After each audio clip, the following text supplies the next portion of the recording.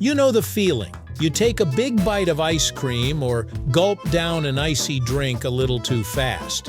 And suddenly, boom, a sharp, stabbing pain hits your forehead like your brain just rage quit. You freeze. You hold your head.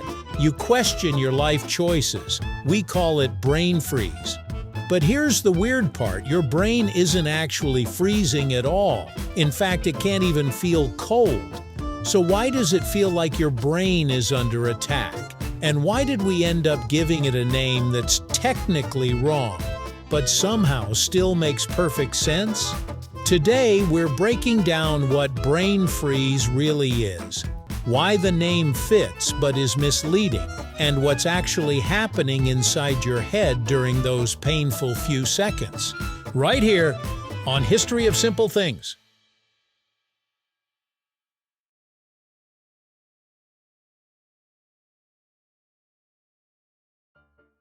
The phenomenon itself has been around as long as humans have been eating cold food, which surprisingly goes back thousands of years.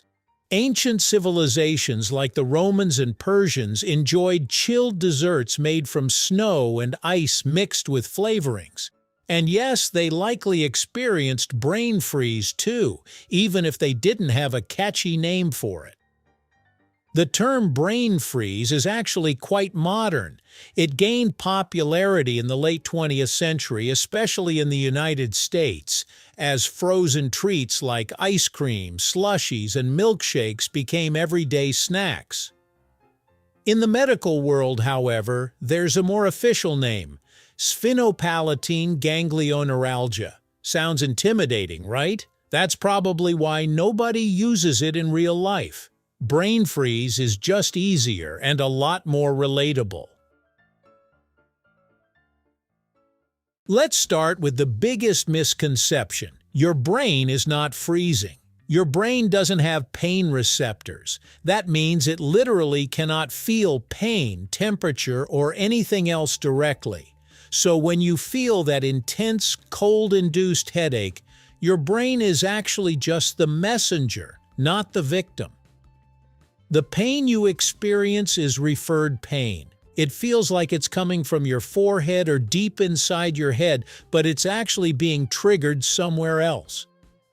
So the name brain freeze is misleading in a scientific sense. Nothing is freezing inside your skull, and your brain isn't under attack, but the sensation feels so sudden, so intense, and so centralized in your head that the name stuck. And honestly, it does a pretty good job describing the experience. So if your brain isn't freezing, what is? It all starts in the roof of your mouth, specifically the soft palate. When you eat or drink something extremely cold, that area experiences a rapid drop in temperature. Your body doesn't like sudden changes, especially in sensitive areas, so it reacts quickly. Blood vessels in the roof of your mouth constrict in response to the cold. Then, almost immediately, they dilate again as your body tries to warm things back up. This rapid constriction and expansion is what triggers the pain.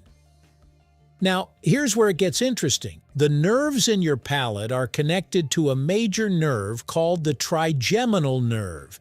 This nerve is responsible for carrying sensations from your face to your brain. When those blood vessels react to the cold, the trigeminal nerve sends a distress signal to your brain. But instead of pinpointing the exact source, the roof of your mouth, your brain interprets the pain as coming from your forehead. That's why it feels like your brain is freezing, even though the real action is happening somewhere completely different. Brain freeze might only last a few seconds, but it can feel surprisingly intense. Why? Part of it comes down to how sensitive the trigeminal nerve is. It's one of the largest and most important sensory nerves in your head, so when it gets activated, your brain pays attention. Another factor is how quickly everything happens. The sudden temperature change, the rapid blood vessel response, and the nerve signaling all occur almost instantly. Your body doesn't have time to ease into it. It just reacts. And because the pain is referred to your forehead, it hits an area we associate with headaches, making it feel more serious than it actually is. Even though brain freeze isn't scientifically accurate, it's actually a great example of how humans name things based on experience rather than biology. The name captures exactly what it feels like: a sudden freezing sensation in your head that stops you in your tracks. It's simple, memorable, and instantly understood. You don't need a medical degree to know what someone means when they say, "I've got brain freeze." Compare that to sphenopalatine ganglioneuralgia, and it's no contest. So while the name is technically wrong, it's emotionally and descriptively spot on, which is often what matters more in everyday language. If you've ever had brain freeze, you probably know the instinctive reaction.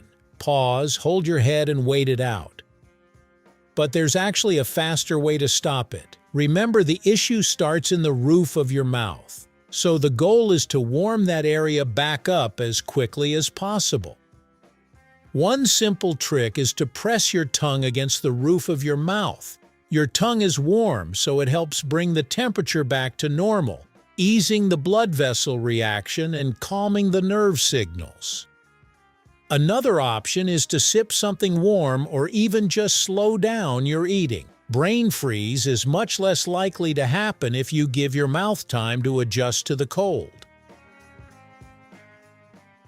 So why is it called brain freeze? Because that's exactly what it feels like, even if it's not what's actually happening. Your brain isn't freezing, and it can't even feel the cold.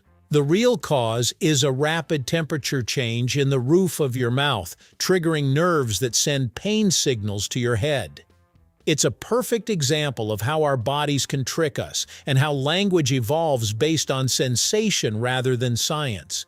So the next time you're enjoying an ice-cold treat and that familiar pain kicks in, just remember, your brain is fine. It's just getting blamed for something it didn't do. Thank you for watching. If you have suggestions for our next video, feel free to share them in the comments below. We'll be sure to give you an acknowledgement for your contribution. Thank you for joining us on this journey through the history of simple things. Don't forget to like, subscribe, and stay tuned for more stories woven through the smallest details.